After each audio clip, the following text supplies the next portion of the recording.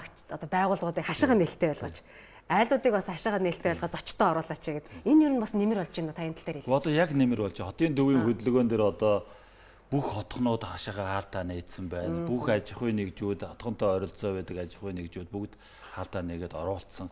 Эн чинь нөгөө зөксөөлөө шалтгаалсан төвжирлийг байхгүй болгож байгаа. Эн чинь нөгөө бидний нөгөө төлөвлөлт. Одоо нөгөө хөдөлгөөний тасралтгүй урсгахад маш их тийм болж байна. Дээрээс нь манай гэр орооллын иргэд маань хашаага нэгээд хэлчихлээ шүү дээ. Манай цагдаа нар өглөөнөөс би танд руу хэлсэн хөрөнгө зураг явуулаад хэлж байна. Айлууд хашаага нээсэн байна гэдэг ингээд айгүй гоё. Эн чинь гоё явахгүй гудам руу нарийн гудам дээр нь хоёр машин зурж чадахгүй газар нэгийг хаагаад машин тавьчихаар тэгээд таг болж байгаа. Яг. Тэрнээс шалтгаалаад одоо хоошоогоо янмал хөдөлгөөл ингээд таг болдог байсан замууд чинь урсж байна. Тэгэхээр иргэд маань бидэртэй хамтарч энэ төгжрлийн эсрэг хамт одоо ажиллаж байгаа байхгүй юу? Энэ мэдээллийг ер нь хизэнээс түгэж эхэлсэн юм бэ? Та хэд маань нэг хашаага нээлттэй болчихсон. Төгжрлийн бууруулах ажлын эсгийн хурал дээр яг нэг 8 хоногийн өмнөөс эхлээд бид түгэж эхэлсэн.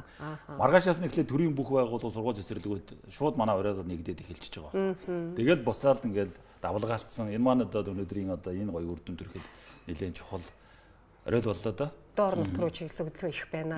За тэр цэс орж иж байгаа хөдөлгөөч их байна гэдэг. Хөдөө орон нутг руу чиглэн яваа иргэдтэй та зөвлөмж өгөөч. Одоо машины бүрэн бүтэн байдал гэдэг юм уу тийм. Тэгэлгүй яах вэ? Улаанбаатар хотын 21 аймаг руу л одоо энэ олон хоногийн амралтанд аав ээжтэй ах トゥ нартай очиж золгоё гэсэн хүмүүс зорж байгаа шүү дээ. Сайхан мэд тусаа мэдлэлцэж их өөрөг зөрүүлэх яваа хүмүүс одоо юундаа яарах. Бид нарт амралтын сайхан хугацаа байна. Тэгэхээр энэ сайхан бэлэг дэмбэрэлтэй сайхан өдөр одоо айхтар аваар осол битгий гараас ард олон минь аваар ослгүй ингэдэг 90 сар сайхан л одоо шинэлүүл бидний одоо хамгийн гоё баяр жаргал чинь тэр болно шүү дээ. Тэгэхээр иргэд маань хурдаа одоо огт хэтрүүлж болох. Ялангуяа манай нөгөө замын хөдөлт гисэлдээ шалтгаалаад нөгөө газрын төвшнөөс зам маань тодорхой хэмжээнд өндөр баригддаг. Хурдтай яваа зөксөө гарах хэмжээ авах юм заавалчгүй хажууд ишгээ одоо бас хөрвөх, унах ийм асуудлууд гараад байгаа. Инээс шалтгаалаад хүн бэртэж гэмтэх асуудлууд үүсээд байгаа байхгүй юу? Тэгэхээр хурдаа сайхан зөв тохируулаад явчмаар байна. Хүн болгон үр хүүхдтэй зориултын суулгаад хамгаалах бүсийн зөвлөгчмаар байна. Шөнийн цагт гэрлээ одоо шилжүүлээд явцдаг баймаар байна. Өөрөө замаа бүтэн харахаас илүү өөрөө л өдөөс ирж байгаа машинд одоо бас гялбаа үүсгээд аваар ус үүсэх гэж байна. Дээрээс нь манайх ч малаж хуу өндөр хөгжсөн улс орон. Тэгэхээр чи нөгөө зам дагуу маш их мал бэлчиж байна. Тэгээд тэрэнд хурдтай яваад эврээгсүүд бас мөрөх тэрнээс болоод онц осол аваар гарах ингээд зөндөө олон шалтгаан нөхцлүүд байгаад байгаа. Тэгэхээр нийт зам тээврийн осол эргийн 90-с дээш хувийн цагдаа жолооч нарын буруутай үйл ажиллагаа л гэж гардаг.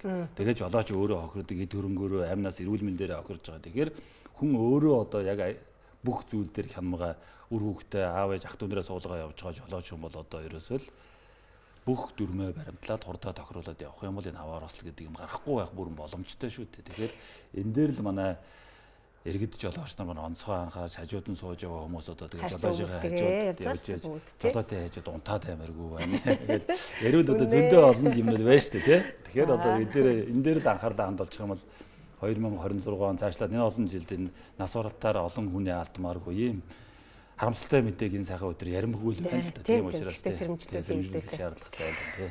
За танд маш их баярлалаа. Гэхдээ нэг зүйлийг нэмээд хэлчихье. За тэгээ.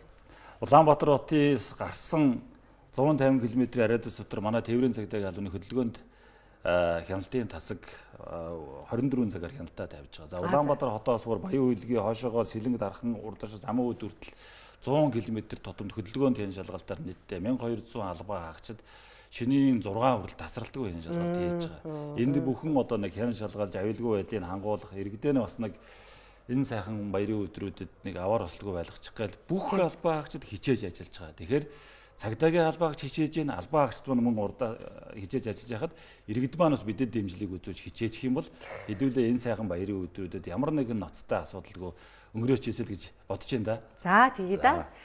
Хамтдаа тий эрүүл сайхан тухтай сайхан сар шинийн баяраа өнгөрүүлцгээе. За танд маш их баярлалаа.